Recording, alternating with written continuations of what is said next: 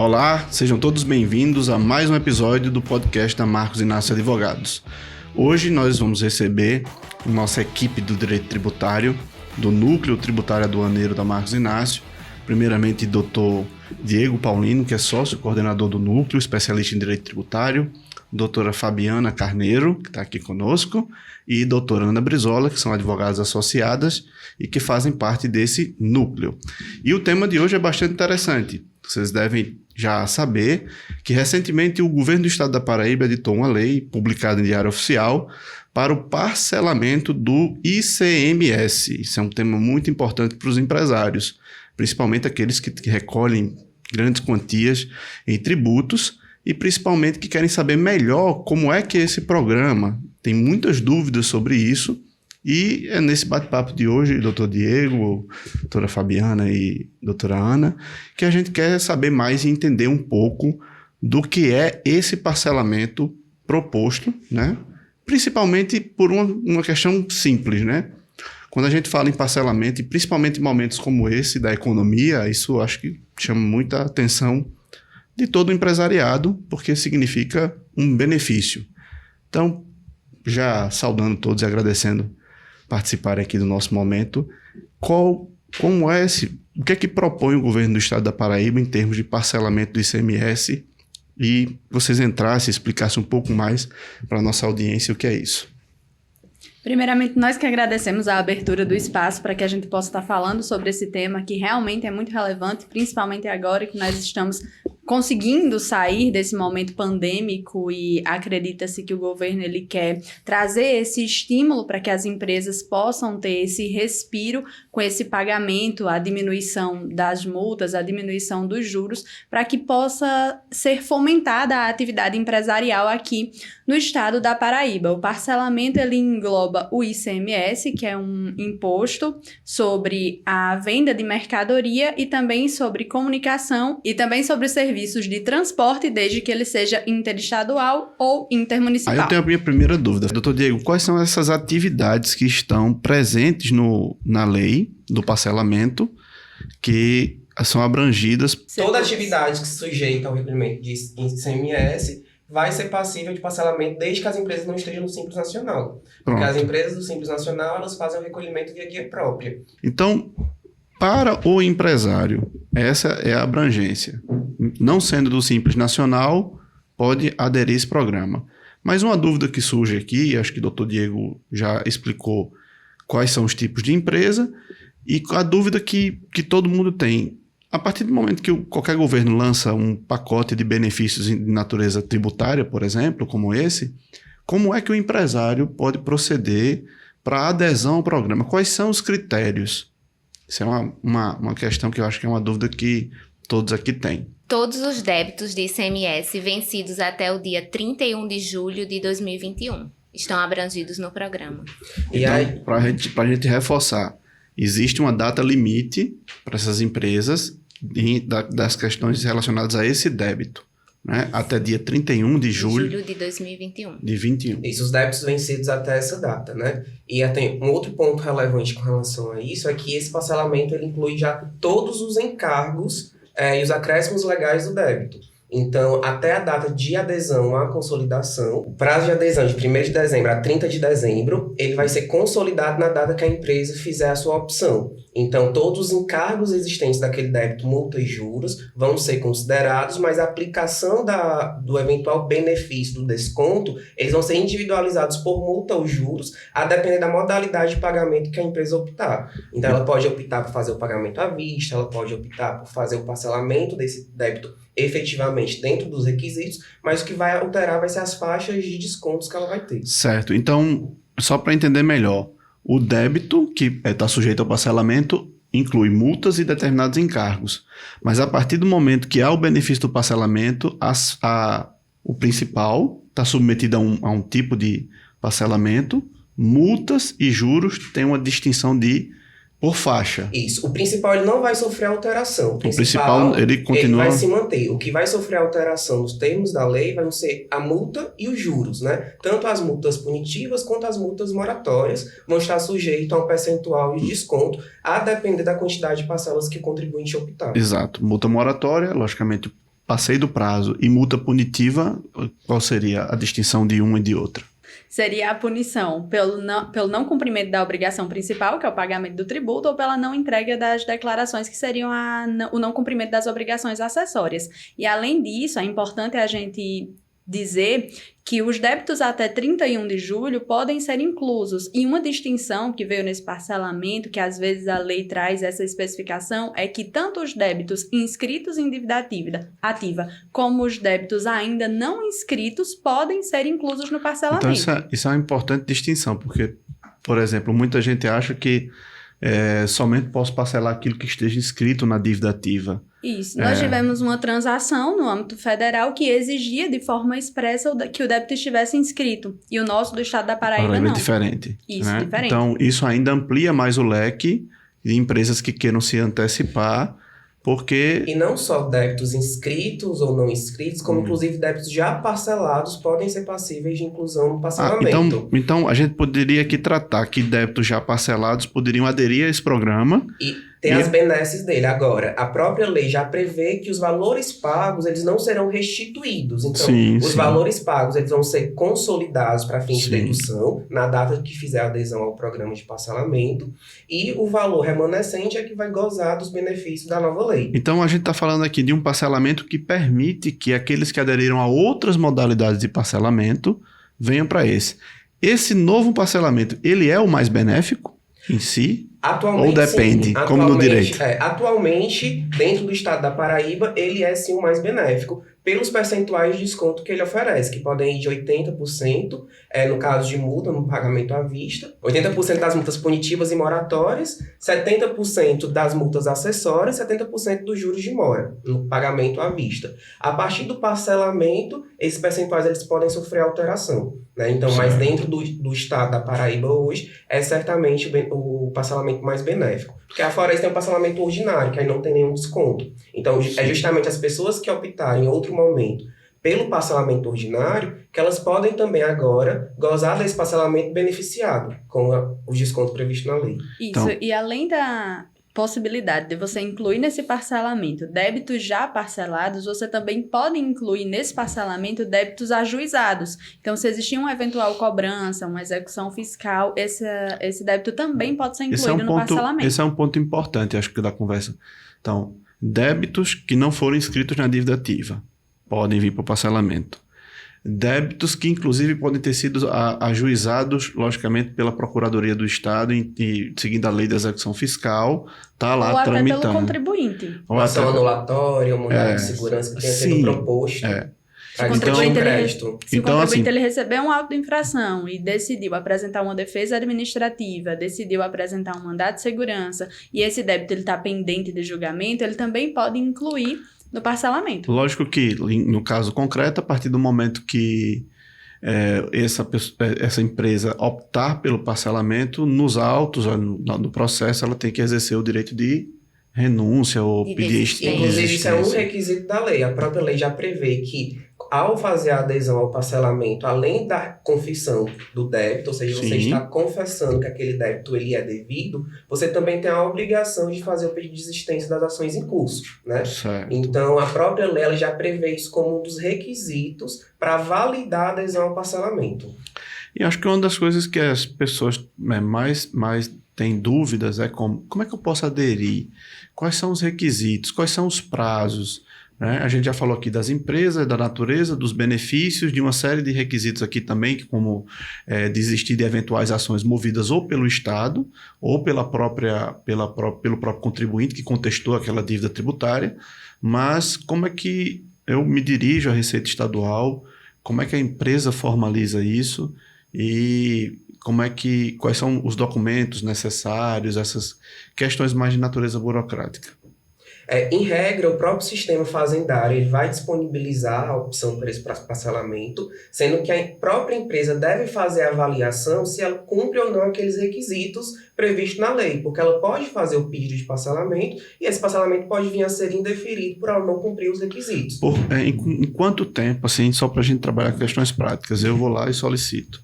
Em quanto tempo a autoridade fazendária tem que me dar uma resposta? A legislação ela não veio a regulamentar isso, mas em regra, em tratando de parcelamento especial, quando você faz a adesão, você já tem que fazer o pagamento da primeira parcela até o dia 12 de janeiro de 2021, ou se for o pagamento à vista até o dia 12 de janeiro. Sim, no caso aqui não seria 12 de janeiro de 2021, seria 12 de janeiro de 2022, né? Exato, a gente já vira o próximo ano fiscal. Que é o prazo máximo para fazer esse pagamento e tentar confirmar a sua adesão ao parcelamento. Agora, a qualquer tempo, depois de aderir ao parcelamento, dentro do prazo prescricional de 5 anos, eventualmente a Fazenda ela pode sim reconhecer que houve uma adesão equivocada daquele contribuinte ao parcelamento. Porém, isso não quer dizer que o contribuinte ele vá perder o seu direito ao parcelamento, tendo em vista que ele agiu de boa fé. Então, hoje, quando a gente vai olhar a jurisprudência, tem muitas situações, principalmente no âmbito federal, em que o contribuinte ele faz a adesão ao parcelamento, ele inicia os procedimentos do parcelamento, como o pagamento das parcelas, e no curso do procedimento, a autoridade fazendária entende que ele não cumpriu um dos requisitos. Exclui ele do parcelamento e faz o recálculo de tudo que ele deveria ter pago e não pagou por conta do parcelamento. E então, nesses casos específicos em que o contribuinte ele agiu de boa fé e que ele vinha cumprindo os requisitos, a gente consegue ainda discutir isso judicialmente, né? Afora as situações, a própria legislação ela trouxe hipótese de exclusão do parcelamento. Então, aquele contribuinte que aderiu, mas que ele deixou de pagar por mais de 90 dias, ou então 3 meses não consecutivos, o parcelamento, ele vai ser excluído do parcelamento. Um ponto diferente desse parcelamento em relação ao que geralmente acontece com o parcelamento é que ele não vai fazer, a partir do cancelamento, né, ele vai fazer a consolidação do débito remanescente e vai fazer a recomposição apenas do débito remanescente. Então, o que já foi pago de forma beneficiada não estaria mais, já teria sido pago, teria sido extinto pelas parcelas pagas, né? Só o que vai ser recomposto é o remanescente. Então, doutora Ana, eventualmente a autoridade tributária, no meio de um parcelamento, cancelar unilateralmente, isso abre margem para uma atuação jurídica, judicial ou até mesmo administrativa? E quais seriam esses meios que o contribuinte, aí, pessoa jurídica, teria para questionar esse ato da Fazenda que seria equivocado? Pode ser judicialmente ou administrativamente. Se ele está questionando esse débito, ele vai ter que abrir um prazo para o contribuinte apresentar sua defesa. E também pode impetrar um mandado de segurança para questionar judicialmente essa exação. Essa exação, inclusive, se não for aberto esse prazo administrativo, logicamente a gente sabe que também tem cerceando o direito de defesa, tanto vale para o âmbito judicial como para o âmbito administrativo.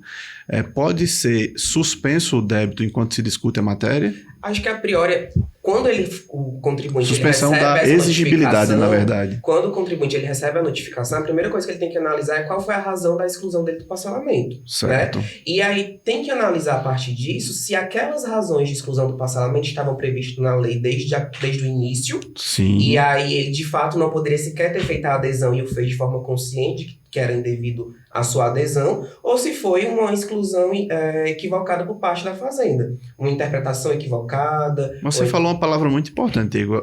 O contribuinte está de boa fé. Ele está de boa fé a partir do momento que ele cumpre os requisitos. O que é que ele está de boa fé quando a gente fala? Mas os requisitos não são analisados pela autoridade tributária? Então, se eu esqueci um documento, quem deve me indicar isso não é a autoridade? Em tese, mas no direito tributário a gente é regido pelo princípio da estrita legalidade. Certo. Então, a partir do momento que eu faço a adesão ao parcelamento, principalmente parcelamento beneficiado, porque por nós estarmos sendo regidos pelo princípio da legalidade, no direito tributário você não pode interpretar isenções ou então... Lato sensu. A lato sensu. Então, qualquer interpretação extensiva do que não decorre da lei, você vai encontrar obstáculos no Poder Judiciário para conseguir o reconhecimento. Como a gente está falando de direito tributário, mas é um pouco de direito administrativo, a Fazenda Pública, de forma geral, ela pode rever seus próprios atos. Exato, né? Exatamente. Dentro do prazo de 5 anos. Dentro do prazo de 5 anos. Então, pode ser pela... Tem uma parte de discricionariedade. Quando a gente fala de boa-fé em parcelamento, é quando ocorreu a exclusão do contribuinte por algum erro administrativo. Sim. Ou então por algum erro meramente burocrático. Então, por exemplo, esse parcelamento específico ele já traz a previsão de que no ato da adesão também vai ocorrer a consolidação do débito. Então, no mesmo momento em que eu faço a adesão, o valor daquele débito vai ser consolidado e a partir dali ele não vai ser mais alterado enquanto eu estiver honrando o pagamento. Antigamente, a gente já teve parcelamentos em que isso ocorreu em momentos diversos. Você primeiro fazia a adesão ao parcelamento, Certo. e em um momento começava a fazer o recolhimento das parcelas que você fazia esse cálculo, e num segundo momento você consolidava esse débito, né? Só que o que acontecia? Muitos contribuintes de boa-fé faziam adesão a esse parcelamento, pagavam as parcelas que tinham honrado, vinham honrando o seu parcelamento, mas simplesmente esqueciam de fazer a consolidação. E aí vinha a fazenda, excluía o contribuinte e fazia a cobrança de todo o débito como se ele tivesse passado anos a fio pagando para nada. Nesse caso específico, houve um mero erro burocrático do contribuinte de não ter feito a consolidação. Mas ele estava vindo pagando, então ele estava vindo cumprindo o objetivo maior da lei, que era fazer esse encontro de contas entre o interesse do contribuinte de pagar, de honrar seus débitos, e da fazenda de receber. Então, nesse caso em que a sua exclusão foi por um mero erro burocrático, que não implicou em prejuízo para o fisco, ele estava agindo de boa fé, a gente consegue questionar essa exclusão de forma mais consistente. Agora, por exemplo, se era um contribuinte que por alguma razão o sistema permitiu que ele fizesse a adesão do parcelamento, porém ele tinha os outros débitos não inclusos no parcelamento, não estavam em dias, né? Em tese ele não poderia aderir, porque a lei prevê que você tem que estar em dia com aqueles débitos que não estejam incluídos no parcelamento. Se por algum motivo o sistema não identificou isso, não barrou, e ele conseguiu aderir, desde o início ele sabia que ele não poderia aderir. Então fica muito mais difícil, nesse caso especificamente, alegar a questão da boa-fé. Exato. Como é que eu tenho boa-fé se desde o início eu sei da informação que eu preciso? Porque ele ocultou. Então, nesse momento, antes de aderir um parcelamento, doutora Fabiana e doutora Ana, é muito importante que a empresa se assessore bem juridicamente, né?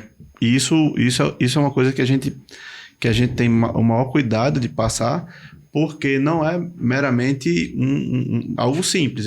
ICMS é um imposto de alta carga, né? E, efetivamente, um incentivo como esse, o fisco, logicamente, ele quer...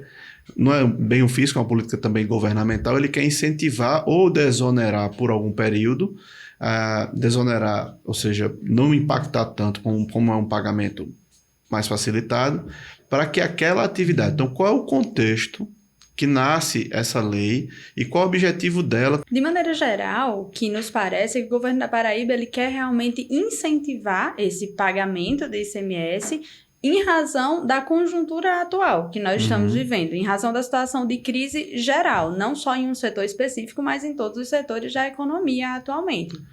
Como vocês já analisaram vários tipos de parcelamento, é o dia a dia de vocês como tributaristas, né, analisando hipóteses de parcelamento, respondendo os questionamentos das empresas, tem uma pergunta que é: quais são as consequências desse parcelamento? Acho que a gente já falou de algumas aqui.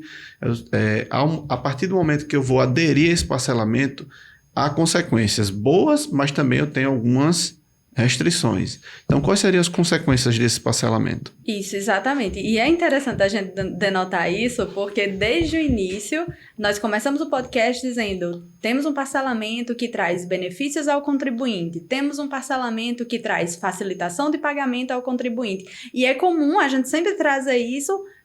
É muito bom, é um parcelamento, vai ter diminuição de débito. Sim, vai ter. Mas a partir do momento que o governo do estado me dá esse benefício, existe uma contrapartida do contribuinte. Não é apenas um benefício. O parcelamento, ele exige uma contrapartida, que, como o Dr. Diego já disse, eu preciso estar efetivamente ciente de que eu vou ter caixa primeiro para realizar esse pagamento, porque se eu passar um período de 90 dias ou parar de pagar 3 parcelas... Isso é importante. Aderir ao parcelamento, o setor da empresa está ok, olha, a gente vai ter que pagar tal parcela por mês. E se não for feito esse pagamento? Esse ponto é muito importante, doutora Fabiana, para ressaltar. Se não for feito esse pagamento, como o Dr. Diego disse, esse débito ele vai voltar. E ele disse, olha, esse parcelamento ele tem uma diferença dos outros, porque o débito ele não vai voltar por completo. Eu vou considerar a parte que já foi paga. Mas a lei deixa bem claro que os juros e multas vão ser considerados novamente. Então, eu vou perder aquele desconto que eu tinha tido nos juros e nas multas. Isso é importante a se analisar. E para sinalizar, para quem talvez não conviva muito no ambiente tributário, as multas tributárias e os juros, eles são bem pesados, né? Então, assim, vai perder um baita Tem algumas situações benefício. Que a multa ela chega a ser superior ao próprio tributo. Exato, superior ao próprio tributo. Então acaba...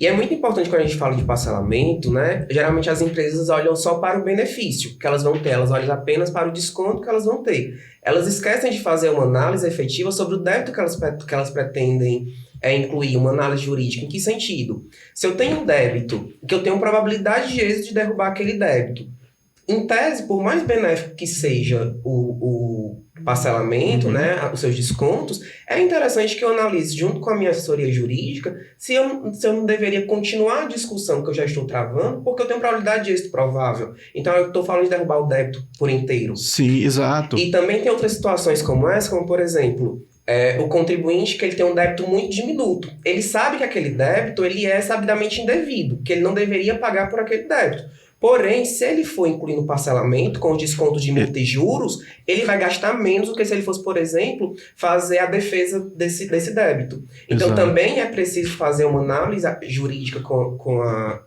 assessoria da empresa para que ela verifique, eu tenho probabilidade de êxito em discutir esse débito? Se eu tenho probabilidade de êxito, mesmo que eu ganhe, o valor final, eventualmente, que eu vou ter para pagar, se caso seja uma probabilidade de êxito apenas parcial, ele vai ser maior ou vai ser menor do que se eu fosse incluir esse débito no parcelamento? Então, eu acho que o mais importante antes de uma empresa é exatamente isso. É o caso do contribuinte que está questionando um débito inteiro, ou seja, a exigibilidade. Se, olha, eu não deveria pagar ICMS sobre tais operações. Isso. E tem farta jurisprudência dizendo que eu tenho condições de judicialmente anular aquele débito. Né? Se é o termo correto que eu estou utilizando. Então, tudo isso vai depender de um parecer jurídico. E num parecer jurídico prévio para adesão, Ana Brizola, quais são os aspectos que são analisados, doutora Ana, para que se sinalize ao cliente se esse benefício, que é uma pergunta que eu queria falar, vale a pena aderir? Eu acho que quando o empresário leu a notícia e disse, olha, vamos resumir num português bem claro, será que vale a pena minha empresa aderir diante de determinado contexto? O parecer jurídico sanaria isso?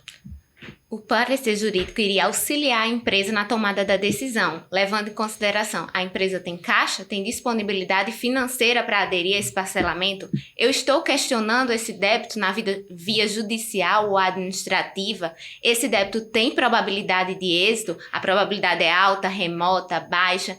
Isso vai, quais consequências que eu vou ter desistindo dessa ação? Vou ter que pagar honorários de sucumbência? Então, tudo isso, sim, o empresário vai ter que ponderar na sua decisão. Não é simplesmente, está aberto o parcelamento e eu irei aderir. Ele tem que ver todos esses pontos e, a partir daí, tomar a decisão. E aí, o que é que acontece? A assessoria jurídica está justamente para isso, para auxiliar na tomada da decisão. Suponha, por exemplo, que o empresário acabou de receber um auto de infração. Certo. Digamos que ele recebeu um auto de infração essa semana e ele olha para aquele débito e ele percebe, de acordo com o parecer da assessoria jurídica dele, que existiria uma probabilidade de êxito de derrubar aquela autuação fiscal. Então, ele vê que a probabilidade de defesa ali é provável. E ele está no prazo para a impugnação administrativa. A impugnação administrativa, ela suspende a exigibilidade do débito tributário. Será que, nesse caso, não seria mais interessante apresentar uma impugnação administrativa, se defender dessa autuação fiscal, do que aderir a esse parcelamento, considerando que eu tenho probabilidade de conseguir anular essa autuação? Cada caso, ele precisa ser analisado de maneira específica. Outra coisa já seria um débito que o contribuinte, por exemplo, fez a defesa administrativa e digamos que ele perdeu administrativamente e agora ele não tem mais prazo para ingressar com ação de mandado de segurança, acabou passando o tempo, o débito está muito antigo, ele teria que ingressar com uma ação ordinária, uma ação anulatória que exigiria custas, que teria o risco da sucumbência e talvez aquele débito não tenha uma probabilidade de êxito. Seria uma situação totalmente diferente. Aqui, talvez fosse interessante ele pensar no parcelamento, fazer os cálculos da adesão. Pagar a sucumbência e seria vantajoso para que no parcelamento, ele mesmo pagando a sucumbência daquele processo, ele aderisse ao parcelamento, seria interessante para a empresa. E como a advocacia tributária hoje trabalha muito... Na verdade, como a legislação ela traz a previsão de que todos os encargos incidentes previstos na lei seriam considerados para o parcelamento, então, em tese, quando eu fizer a consolidação, os honorários deveriam estar inclusos, né? Ainda que eles não sofressem nenhum desconto previsto na lei. Certo. Mas eles deveriam ter sido inclusos para fins de parcelamento. E aí a empresa ela tem que estar atenta na hora dela consolidar esse parcelamento para verificar se tem lá constando alguma previsão com relação aos honorários. Porque se houver, na ação judicial, quando ela for fazer o pedido de desistência, ela vai ter que informar que esses honorários já foram pagos via parcelamento, para não correr o risco dela ser novamente Exato. condenada em sucumbência. Se no parcelamento ela vai negociar os honorários, se for cobrado no processo judicial, seria um bis e idem, né? Exato. É porque assim, a legislação ela não regulamenta especificamente nada com relação aos honorários. Agora ela fala que na data da consolidação vão ser considerados todos os encargos incidentes sobre o débito previsto na lei. Como encargo incidente, leia-se também honorários. Então, em tese, na hora da consolidação desse débito, também já deveria ter sido considerados honorários. Então, a empresa que ela eventualmente fizer essa adesão, fizer a consolidação do débito e deixar isso passar desapercebido nos autos do processo judicial, ela pode sim vir a ser condenada em duplicidade ao pagamento de honorários. Então, é mais um ponto de atenção que a empresa precisa ter. Havendo, logicamente, esse pagamento de duplicidade, também há como ser questionado no curso do parcelamento isso. Só que aí a gente tem uma situação muito sensível. Quando eu falo de parcelamento, eu estou falando de direito do fisco, do Estado. Sim. Quando eu falo de honorários, estou falando de direito do procurador. Então, geralmente, a gente já enfrentou na jurisprudência, já enfrentou em casos judiciais... Que é uma verba de outra natureza, né? Exato. Em que a PGL entende que os honorários não estariam inscritos. Sujeitos. Exato. Então, eles fazem a defesa da condenação na via judicial, porque ele não estaria sujeito, em tese, ao parcelamento. Mas a gente precisa ver no ato da consolidação o documento que vai ser expedido pela Fazenda, se traz expressamente lá informação sobre os honorários. Então, doutora Fabiana, hoje a gente tem uma discussão aqui sobre um parcelamento que é interessante, que tem boa perspectiva de incentivar um setor, mas a advocacia tributária, assim como toda advocacia hoje é muito preventiva, ela, no episódio passado que nós tivemos aqui, ela tem que observar tanto os riscos jurídicos como os riscos econômicos. Então, no dia a dia de vocês, esse cálculo tem que ficar bem claro. Cada risco de natureza jurídica que se corre pode impactar economicamente de forma substancial a empresa. Então, um equívoco numa adesão como essa, uma falta de análise sistemática, pode comprometer o funcionamento da empresa? Pode comprometer. Um equívoco na adesão do parcelamento causaria ainda duas consequências, das quais nós não falamos aqui ainda, mas são essenciais e precisam ser citadas. A confissão do débito, então, a partir do momento que eu estou aderindo a um parcelamento, eu estou confessando o débito, eu estou concordando com ele, e aí qualquer discussão administrativa ou judicial posteriormente seria com a probabilidade de êxito remota, considerando que eu já confessei aquele débito anteriormente, e para além disso, a partir do momento que o contribuinte ele aderir ao parcelamento, a prescrição, ela vai ser interrompida. Então, eu estou interrompendo o meu prazo prescricional. Sim, esse ponto que vocês desenvolvam aqui, porque é muito importante. A partir do momento que aderir à prescrição... E com relação a essa questão da confissão irretratável, é interessante a gente lembrar que a nossa jurisprudência ela já se firmou no sentido de que, apesar da confissão irretratável, quando eventualmente vier a ser declarada a inconstitucionalidade daquele tributo que eu recolhi, ou seja, a operação que incidiu o ICMS, que deu origem a esse débito e que eu incluí no parcelamento, posteriormente ela veio ser considerada como inconstitucional, não deveria ter incidido o ICMS naquela operação. Nesse caso, como dentro do nosso ordenamento jurídico rege o princípio da inafastabilidade do Poder Judiciário, eu teria a possibilidade de questionar isso na via judicial. Sim. Agora, com certeza, o fato de ter havido a confissão vai ser um obstáculo. Assim, existe jurisprudência nesse sentido, mas que isso por si só não vai ser suficiente. Aí vem mais um olhar mais para o direito constitucional, mas se a norma foi declarada inconstitucional, é que desde o início... Exatamente, por isso que tem essa possibilidade da discussão. De abrir uma discussão, a gente não está falando aqui, logicamente, de probabilidade de êxito e tal, mas a probabilidade de abrir essa discussão, porque uma inconstitucionalidade diz, a lei nasceu morta. Exato, imagina uma situação em que morta, né? O próprio software de prateleira, né? Aliás... Software de prateleira seria...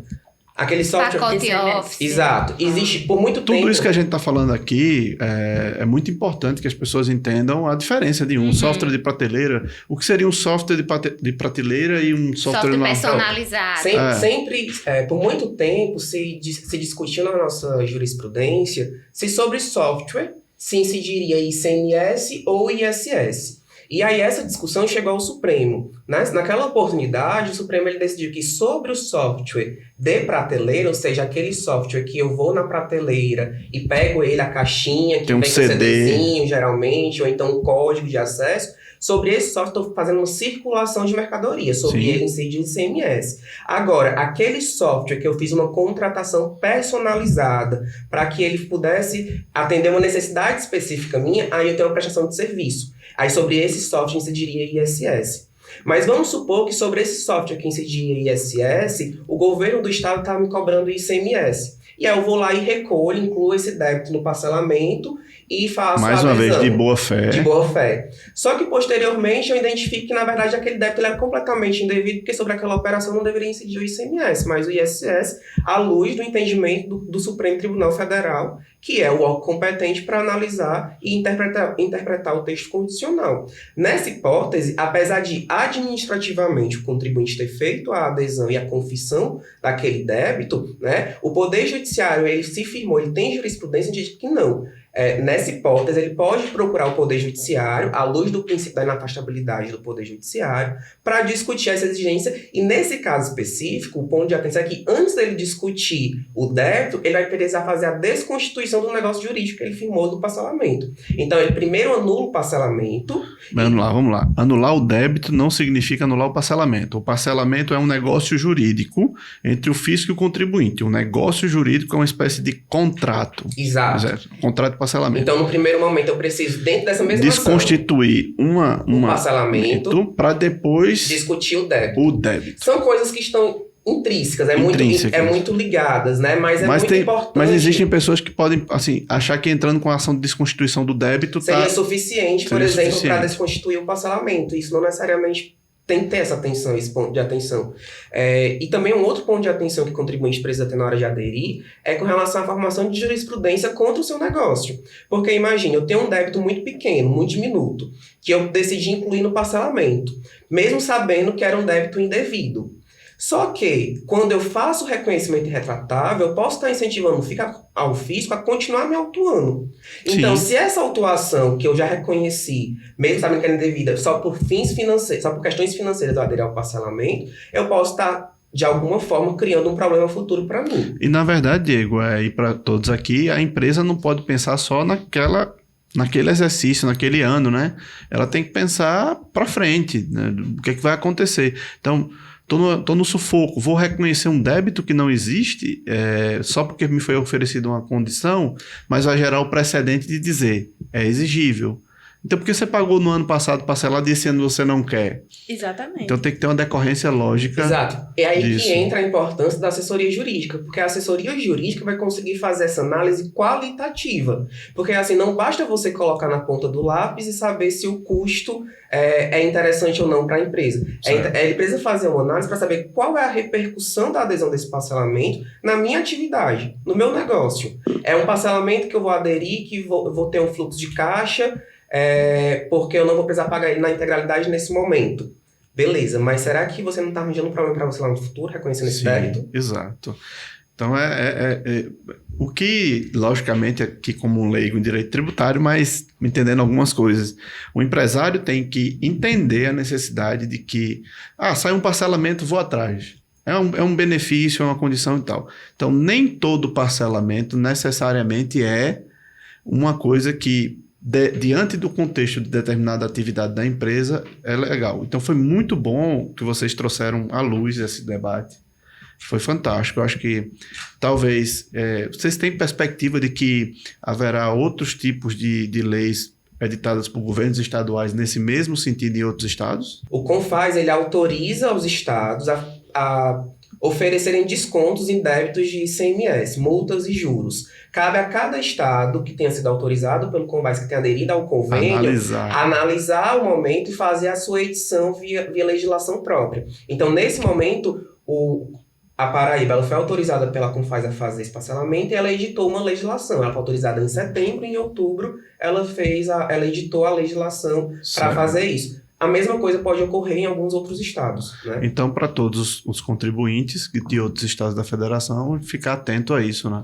Porque podem sair parcelamentos com o mesmo objetivo, mas com critérios diferentes. Exatamente, critérios diferentes de adesão, critérios diferentes em relação ao percentual de desconto, se existiria ou não, quais seriam os requisitos trazidos. Então, cada legislador estadual tem essa autonomia. Doutora Fabiana, lógico que a gente viu aqui que em muitos casos vale a pena aderir, mas quais são esses requisitos? Qual o tamanho do débito, a parcela mínima, a quantidade de parcelas que são feito esse parcelamento, como é que se operacionaliza isso? Quanto ao tamanho do débito, a lei ela não trouxe um montante específico, ela trouxe o montante do pagamento.